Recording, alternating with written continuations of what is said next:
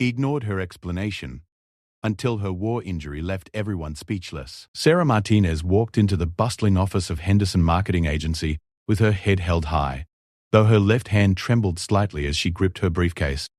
The morning sun streamed through the glass windows, casting long shadows across the polished floor where dozens of employees hurried to their desks, coffee cups in hand, ready to tackle another day of campaigns and client meetings. At 28, Sarah possessed a sharp mind for strategy and an eye for detail that had earned her recognition in her previous job at a smaller firm. Her dark hair was pulled back in a professional bun, and she wore a navy blazer that concealed the scars running along her left arm. Today marked her first day as a senior marketing strategist, a position she had worked years to achieve. The receptionist, a cheerful woman named Linda, smiled warmly as Sarah approached. "You must be our new hire, Mr. Henderson is expecting you in Conference Room B for orientation."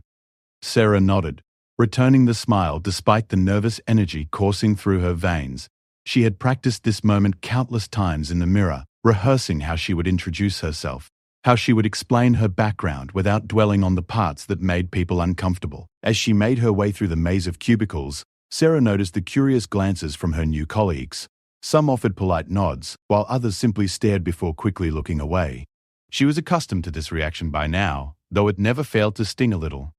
Conference Room B buzzed with the chatter of 5 other new employees, each clutching folders and looking equally nervous. Sarah took a seat near the back, placing her briefcase carefully on the table.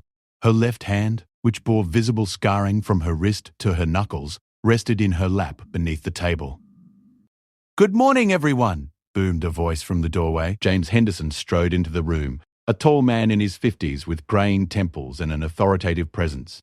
Behind him walked David Chen, the creative director, whose reputation for innovative campaigns preceded him throughout the industry. Henderson began the standard orientation speech, covering company policies, expectations, and the collaborative culture that made the agency successful. Sarah listened attentively, taking notes with her right hand while her left remained hidden. "Now, I'd like each of you to introduce yourselves," Henderson announced. "Tell us your name, your background, and one interesting fact about yourself. Let's start with you, young lady." He pointed directly at Sarah, who felt her pulse quicken. She had hoped to observe the others first, to gauge the room's energy before speaking. Taking a deep breath, she stood slowly.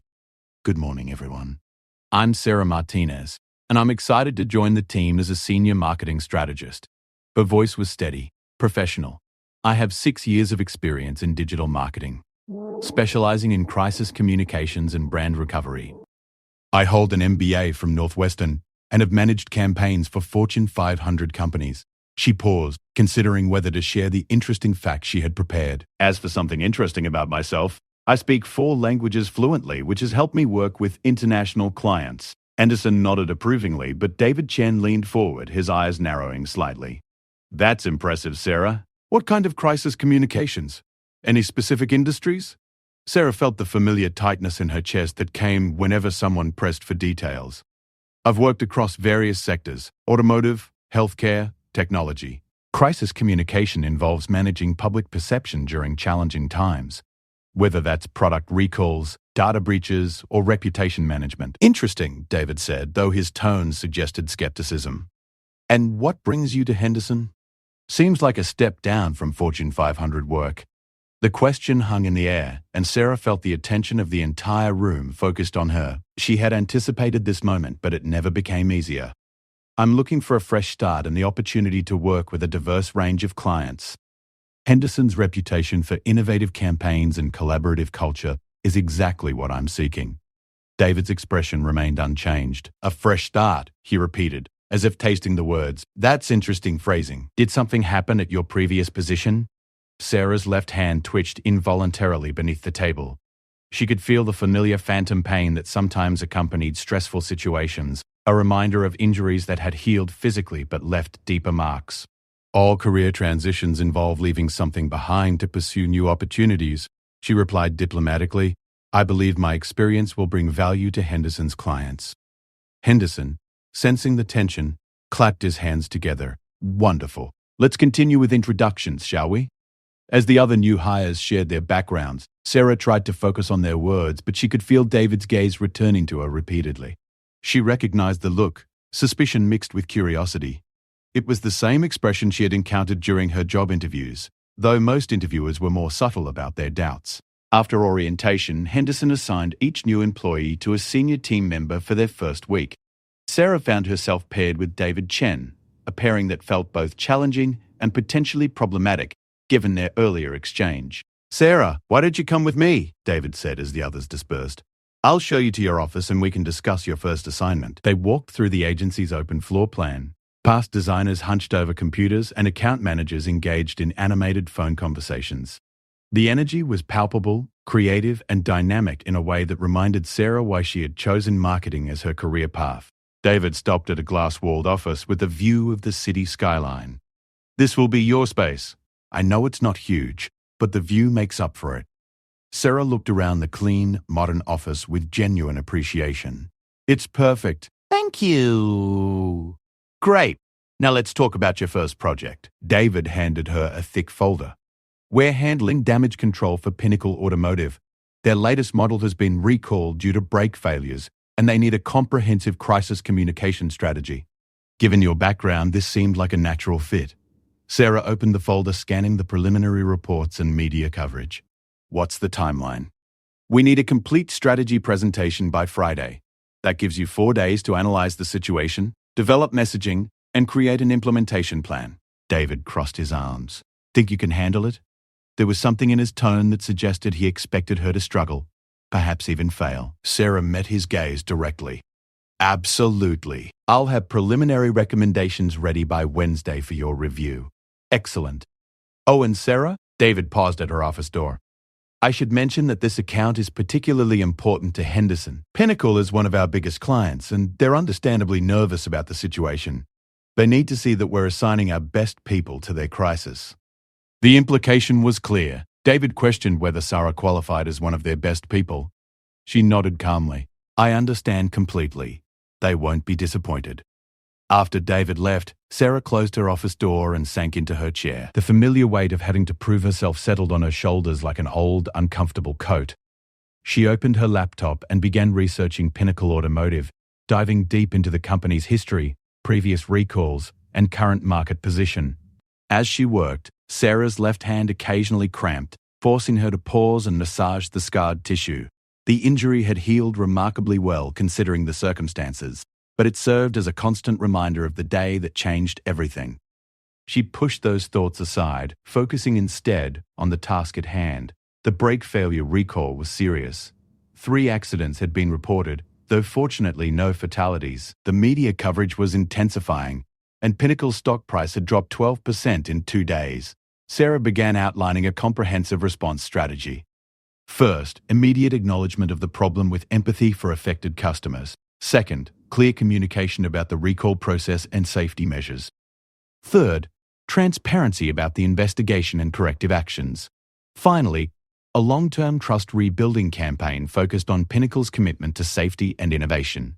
By lunchtime, she had filled 6 pages with detailed notes and was ready to begin drafting actual messaging.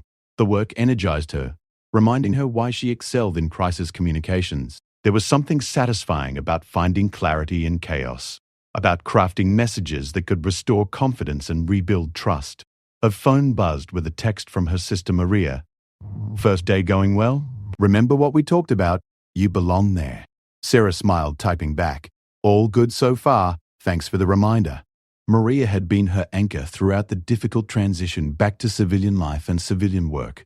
As a nurse, Maria understood the challenges of helping others while managing personal trauma. She had encouraged Sarah to pursue this position at Henderson, despite Sarah's concerns about starting over at a new company. The afternoon passed quickly as Sarah immersed herself in research and strategy development. She barely noticed the office emptying as people left for the day until David appeared at her door around 6 o'clock. "Burning the midnight oil already?" he asked, though his tone lacked warmth. "Just getting a head start on the Pinnacle project. I want to make sure I fully understand the situation before developing recommendations." David glanced at the papers spread across her desk and the multiple browser windows open on her computer. "Thorough," he admitted grudgingly. "What's your initial assessment?" Sarah straightened, shifting into presentation mode. "The immediate challenge is controlling the narrative before it shifts from product recall to questions about company culture and safety practices. We need to demonstrate proactive leadership rather than reactive damage control. Go on. I recommend a three-phase approach. Phase 1 focuses on immediate response, acknowledging the issue, expressing empathy, and providing clear instructions for affected customers. Phase 2 involves transparency about the investigation and corrective measures. Phase 3 is long-term reputation recovery through demonstrated commitment to safety and innovation. David nodded slowly. That's a solid framework. What about media strategy? Controlled release of information through carefully planned statements and interviews. We should position their CEO as personally invested in customer safety, perhaps through a video message that feels authentic rather than corporate. Sarah pulled up her preliminary notes. I've identified 3 key messages that need to resonate consistently across all communications. For the first time since their morning introduction, David's expression showed genuine interest rather than skepticism. You've done this before. Crisis communication requires quick thinking and clear messaging. The longer a company waits to respond authentically, the more control they lose over their story. True enough. David checked his watch. Well, don't stay too late. Tomorrow's another full day. After he left, Sarah continued working until 7:30, refining her approach and researching Pinnacle's previous communication strategies. The building had grown quiet, with only the security guard and a few dedicated employees remaining. As she finally packed up her materials, Sarah reflected on the day. David's initial skepticism hadn't been unexpected. She had encountered similar attitudes before. Some people saw her youth and questioned her experience. Others sensed there was more to her story than she shared, and remained suspicious until she proved herself. The truth was, Sarah had left her previous position not because of any professional failure, but because her military service had been discovered by colleagues who couldn't reconcile the soft-spoken marketing professional with someone who had served 2 tours in Afghanistan. The questions, the awkward conversations, and the changed dynamics had made her daily work increasingly uncomfortable. She had learned to keep that part of her life separate, to focus on her civilian achievements rather than her military background. Most people weren't ready to hear about roadside bombs and field hospitals when they were discussing quarterly marketing campaigns. Walking to her car in the parking garage, Sarah felt cautiously optimistic about Henderson Agency. The work was challenging, the team seemed talented, and she had an opportunity to prove herself on a significant account. If she could deliver exceptional results on the Pinnacle project, it might establish her credibility and help her build the professional relationships she needed to succeed. Her left hand ached slightly as she gripped the steering wheel, a reminder that some scars never fully disappeared. But Sarah had learned to work with her limitations, to find strength in adapting to challenges. Tomorrow she would continue building her case for why Henderson had made the right choice in hiring her. The city lights blurred past her windows as she drove home, already mentally preparing for the next day's work. She had a strategy to refine, a presentation to build, and a reputation to establish. The real test would come when Pinnacle's executives saw her recommendations and decided whether to trust Henderson and Sarah with their company's reputation. In her apartment that night, Sarah reviewed her notes one final time before bed. The Pinnacle account would be her proving ground, the opportunity to demonstrate that first impressions could be misleading and that sometimes the most valuable team members were those who had overcome the greatest challenges. She set her alarm for 6 a.m., already eager to return to the office and continue building something meaningful from what seemed like an impossible situation. After all, turning challenging circumstances into opportunities was what she did best. The next 3 weeks at Henderson Agency passed in a blur of successful project deliveries and growing professional confidence. Sarah's Pinnacle automotive crisis strategy had exceeded expectations, helping the company recover 30% of their stock value within 2 weeks and earning praise from both the client and Henderson himself. Despite this success, David Chen remained distant and professionally skeptical. Sarah had settled into a productive routine, arriving early each morning to review industry news and prepare for client meetings. Her office had become a hub of activity, with junior staff members seeking her input on crisis communication strategies and senior colleagues requesting her analytical perspective on challenging accounts. On a crisp Thursday morning in October, Sarah was deep in preparation for a presentation when her phone buzzed with an urgent message from Linda at reception. Emergency client meeting in Conference A. Mr. Carr, Henderson needs you there immediately. Sarah grabbed her laptop and notepad, quickly checking her appearance in the small mirror by her desk. Her left hand was acting up again today, the fingers occasionally stiffening without warning. a lingering effect from nerve damage that had never fully healed. She flexed her fingers carefully, willing them to cooperate during what sounded like a crucial meeting. Conference room A buzzed with tense energy when Sarah arrived. Henderson stood at the head of the polished table, his usually calm demeanor replaced by obvious stress. David Chen sat across from two men in expensive suits whom Sarah didn't recognize, while several other senior team members filled the remaining chairs. "Sarah, thank you for joining us," Henderson said, gesturing to an empty chair. "We have a situation that requires immediate attention. Meet Robert Steinberg and Marcus Webb from Meridian Defense Contractors." Sarah's blood ran cold. Meridian Defense was one of the largest military contractors in the country, providing everything from vehicle armor to communication systems for overseas operations. She had heard their name countless times during her service, though never in positive contexts. Robert Steinberg, a heavy-set man with silver hair and calculating eyes, leaned forward as Sarah took her seat. "Martinez, we understand you specialize in crisis communications. We need someone who can handle a very sensitive situation." "What kind of situation?"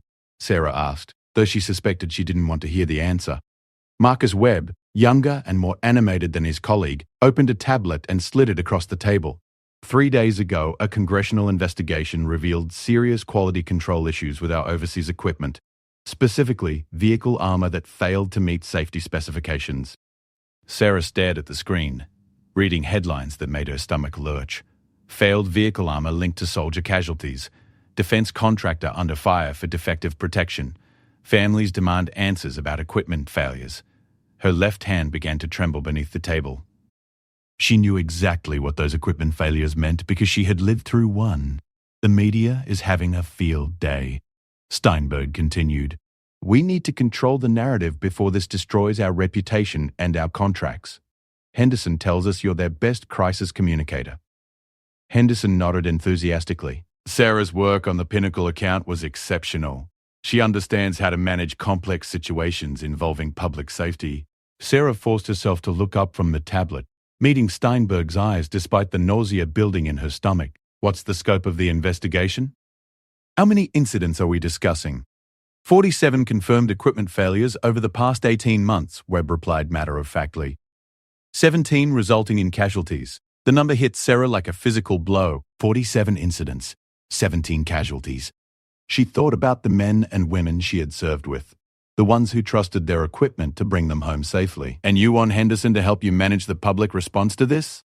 Sarah's voice was carefully controlled, though inside she felt like screaming. "Exactly," Steinberg said. "We need to shift focus away from the casualties and toward our commitment to improvement. Show that we're taking corrective action and that this was an isolated quality control issue, not a systemic problem." David Chen, who had been quietly observing, leaned forward. "Sarah, given your background in crisis communications, what would you recommend as an initial strategy?" All eyes turned to Sarah, who felt trapped between her professional obligations and her personal knowledge of what Meridian's failures really meant. She knew that the isolated quality control issue was likely a massive understatement, and that the families of those 17 casualties deserved more than corporate spin. "I would need to understand the full scope of the situation before making recommendations," Sarah said slowly. "Crisis communications requires complete transparency internally before we can develop effective external messaging." "Of course," Webb agreed quickly. "We're prepared to share all relevant information with your team." Sarah's left hand was now visibly shaking, and she moved it to her lap where the tremor wouldn't be noticed. The phantom pain was returning, that familiar burning sensation that accompanied her worst memories. "What's your timeline?" she asked. "We need a preliminary strategy by Monday," Steinberg said. "The congressional hearing is next Wednesday, and we want to get ahead of any additional revelations." Henderson looked at Sarah expectantly. "This would be a significant account for us. Sarah, I'd like you to lead the team on this project." Sarah felt the walls of the conference room closing in. Every instinct told her to refuse, to walk away from this meeting and never look back. But she also knew that declining such a high-profile project without explanation would raise questions she wasn't prepared to answer. "I'll need complete access to all incident reports, internal communications, and investigation findings," she said finally. "If we're going to manage this crisis effectively, I need to understand exactly what happened." "Absolutely," Steinberg agreed. "We'll have everything sent over this afternoon." After the Meridian representatives left, Henderson pulled Sarah aside.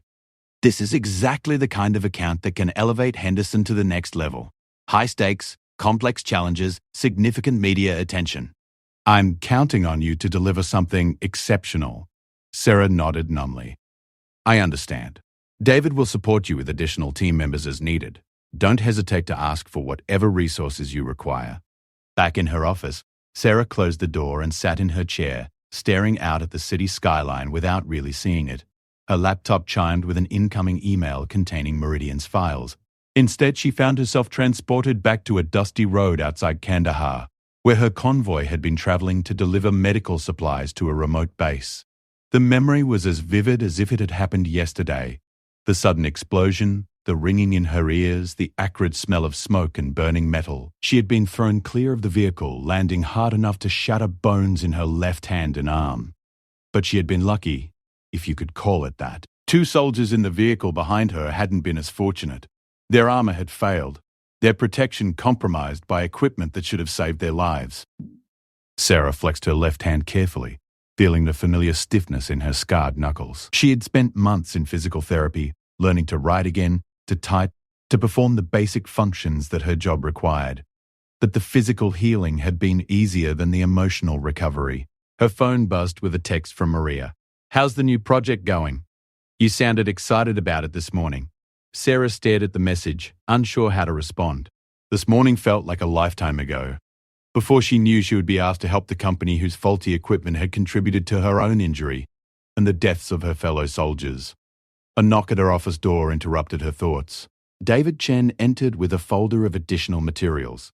Sarah, Henderson wants us to start planning the team structure for this project. He's thinking about assigning Jenny from public relations and Mark from digital marketing to support you. Sarah turned away from her computer screen. David, I need to ask you something, and I need you to be completely honest with me. David raised an eyebrow, settling into the chair across from her desk. Okay, what do you really think about this Meridian account? Putting aside the business opportunity, what's your gut feeling about helping them manage this crisis? David was quiet for a long moment, studying Sarah's face with new attention. Honestly, I think they screwed up badly and people died because of it. But that's also exactly why they need professional crisis communication support. The alternative is letting them stumble through this on their own, which probably wouldn't serve anyone's interests. So you think we should help them minimize the damage to their reputation? I think we should help them take responsibility appropriately, while also protecting their ability to continue operating and improving their systems. David said carefully. Why? Are you having second thoughts about the project? Sarah considered how much to reveal. I'm concerned about the ethical implications of helping them shift focus away from the casualties, as Steinberg put it. That's a valid concern, David admitted. But effective crisis communication doesn't mean avoiding accountability. It means managing accountability in a way that leads to positive change rather than just destruction. Sarah nodded, though she wasn't entirely convinced. I want to review all their materials thoroughly before we proceed. If we're going to take this account, I want to make sure we're pushing them toward genuine responsibility, not just damage control. Agreed. Take whatever time you need to get comfortable with the approach. After David left, Sarah finally opened the Meridian files. Page after page of incident reports, technical specifications, and internal communications painted a picture of a company that had prioritized profits over the safety of the people who depended on their products. Reading through the details of each equipment failure, Sarah felt a familiar rage building in her chest. These weren't abstract casualties. They were people with families, dreams, and futures that had been cut short by preventable failures. Her left hand cramped suddenly, forcing her to stop typing and massage the scarred tissue.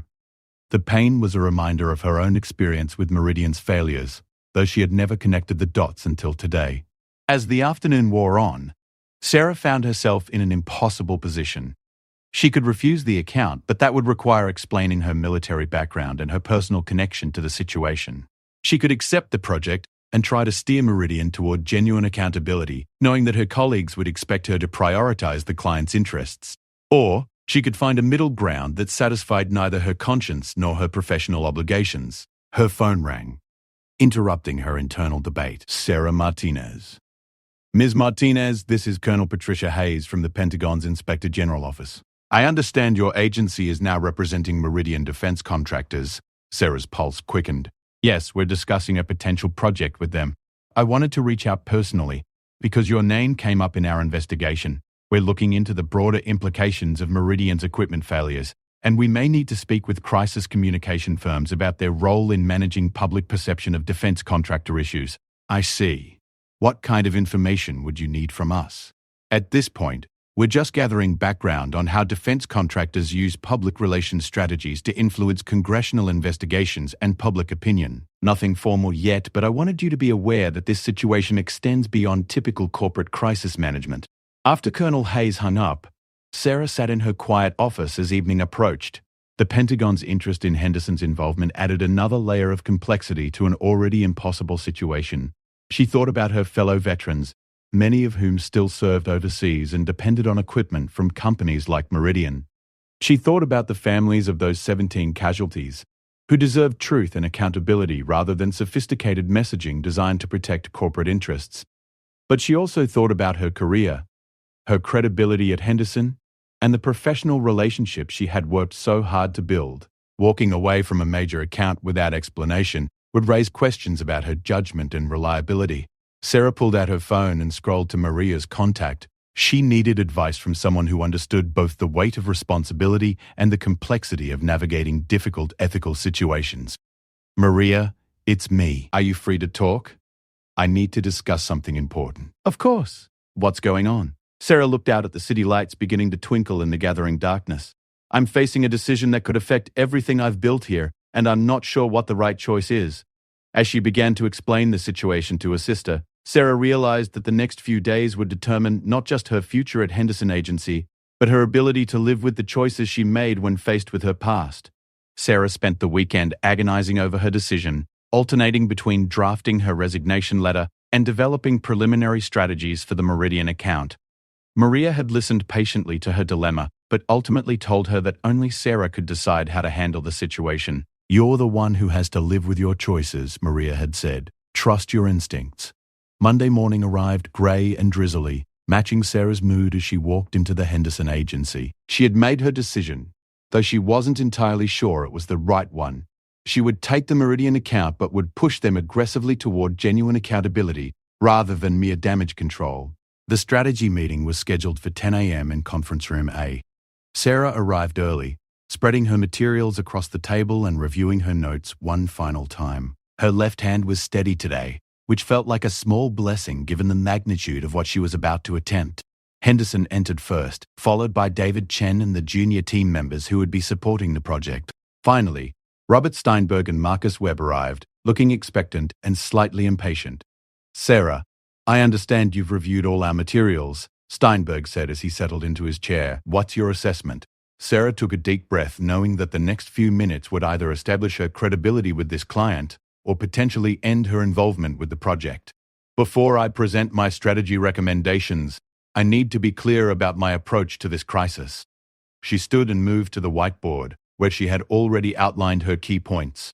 Crisis communication is most effective when it's built on a foundation of genuine accountability rather than perception management. Based on my review of your situation, I believe Meridian needs to own this failure completely and demonstrate meaningful change. Steinberg's expression darkened. Ms. Martinez, our goal is to protect the company's reputation and business interests. We're not looking to volunteer additional liability. With respect, Mr. Ryle. Steinberg, your current approach isn't working. The congressional investigation is intensifying, military families are organizing, and your stock price has dropped 30 cents since the story broke. Sarah clicked to her first slide, showing a timeline of negative media coverage. Defensive positioning and deflection strategies are actually making the situation worse.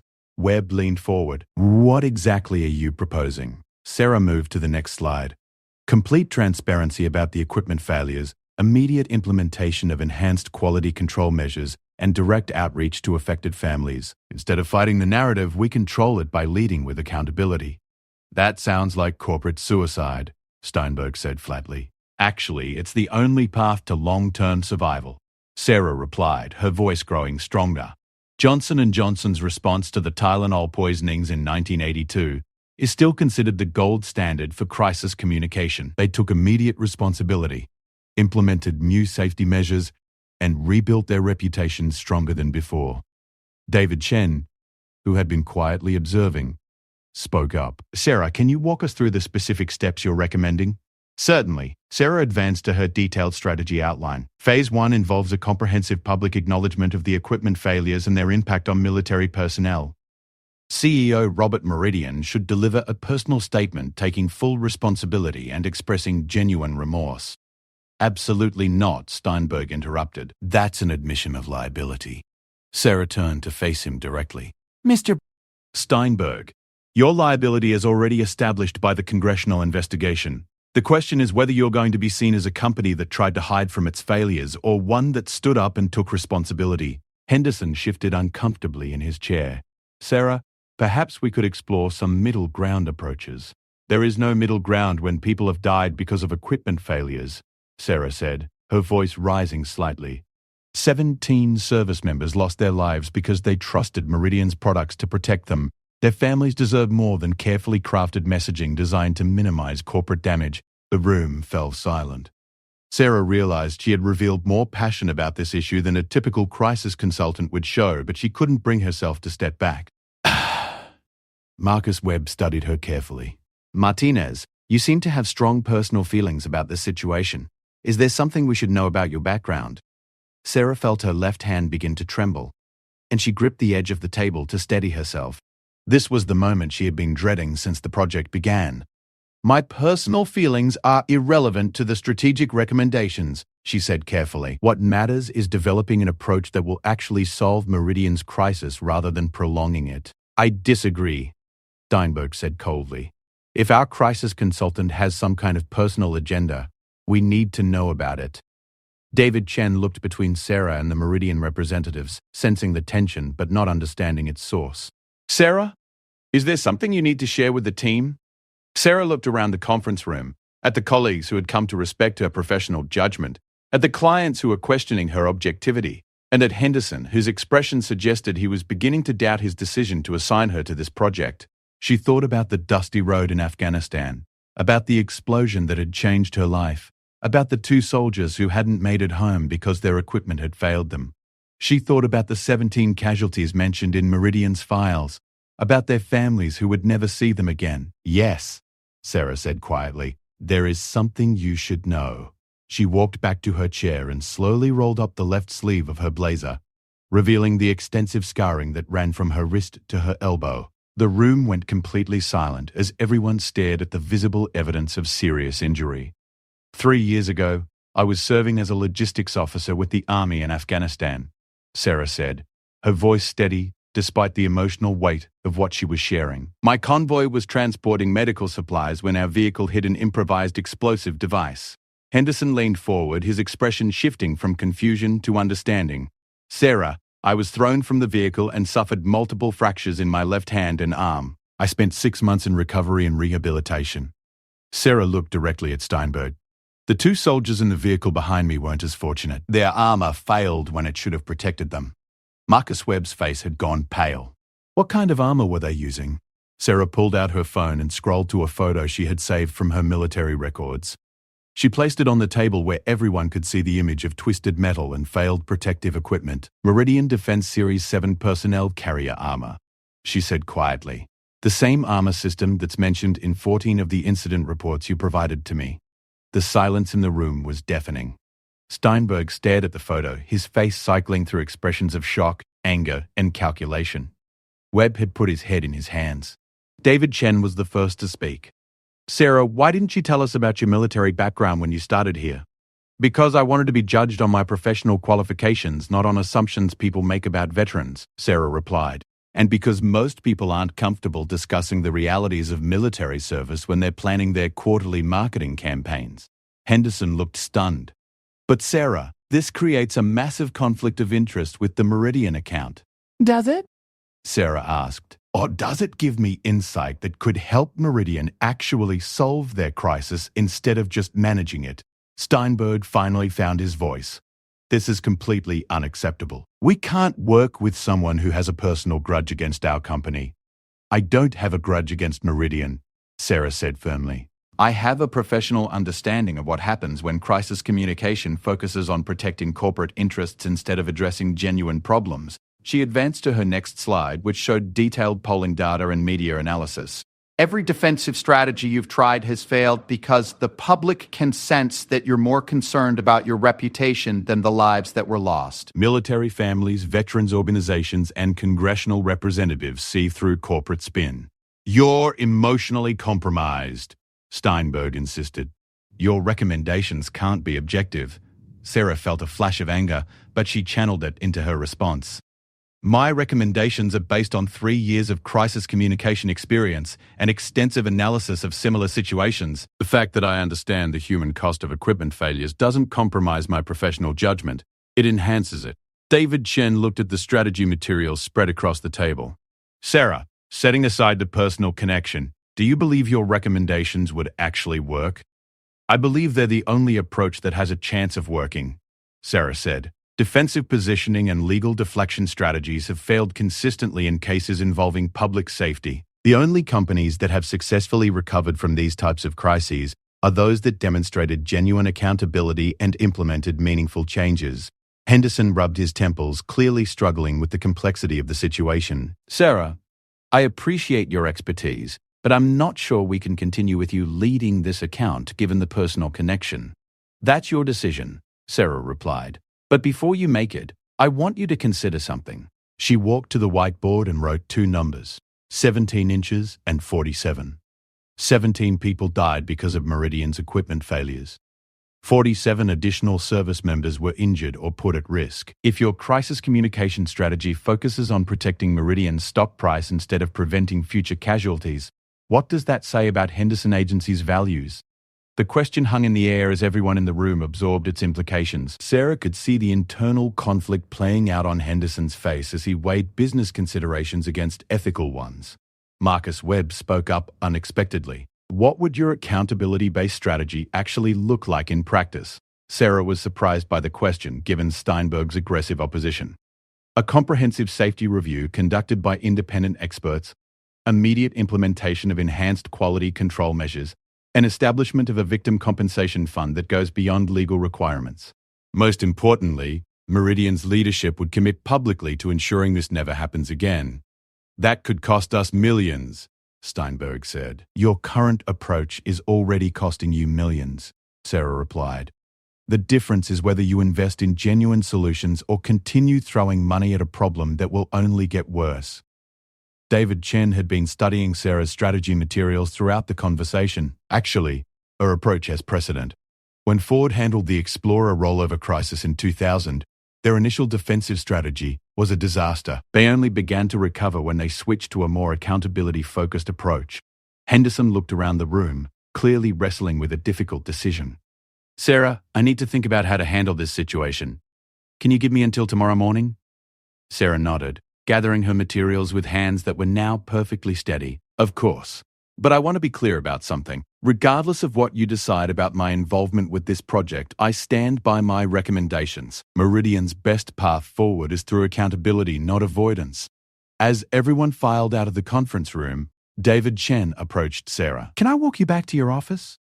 They walked in silence through the busy agency floor, past colleagues who had no idea that Sarah's career at Henderson might be ending before it had truly begun.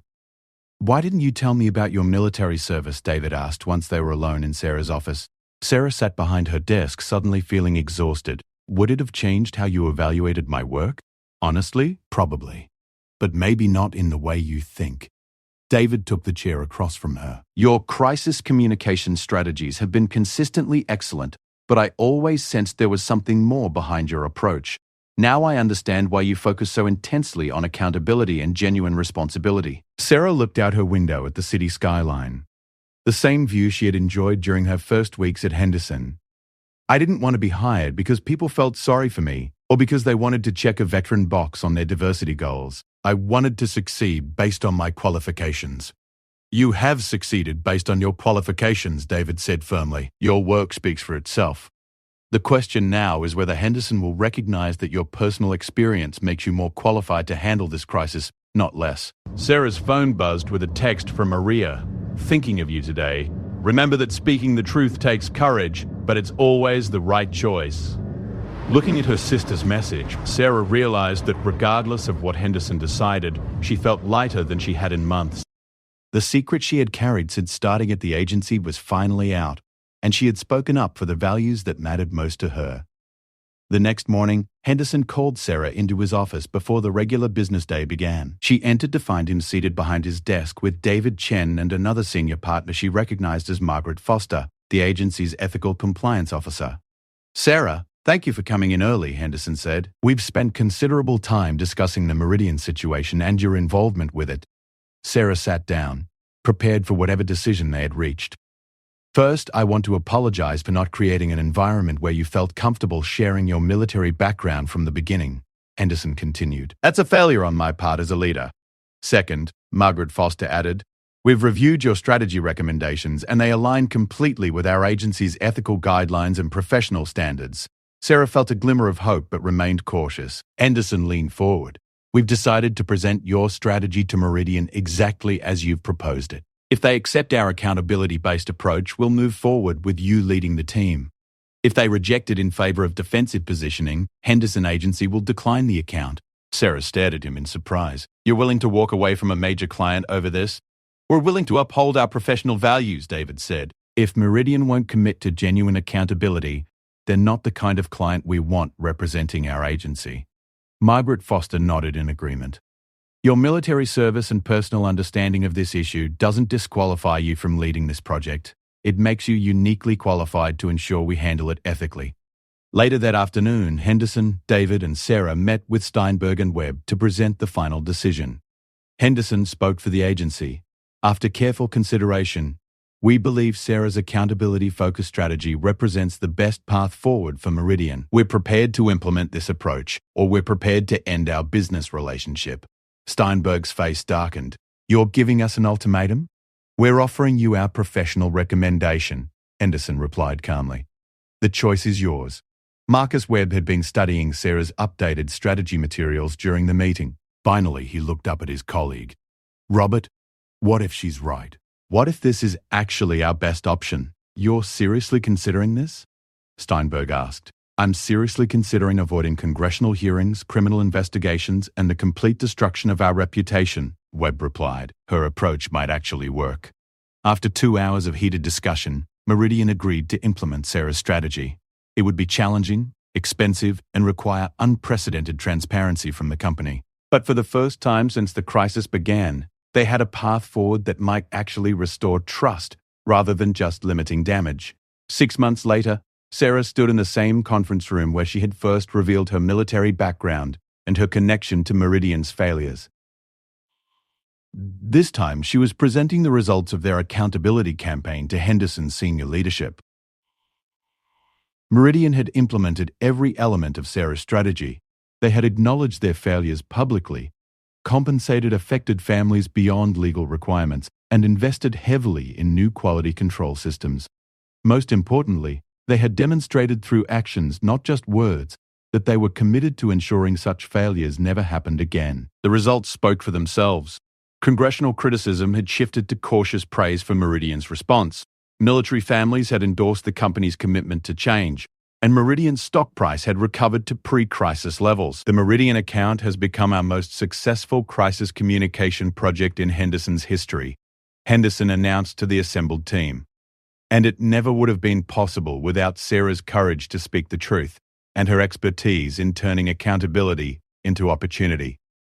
David Chen, who had become one of Sarah's closest colleagues and advocates, smiled as he added, "Sometimes the best crisis communication strategy is simply telling the truth and taking responsibility for making things right."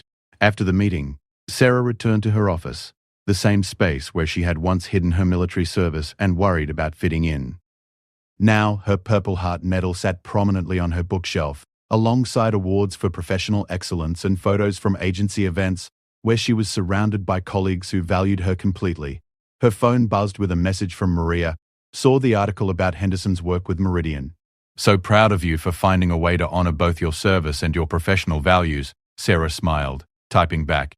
"Turns out being honest about who you are is easier than hiding it."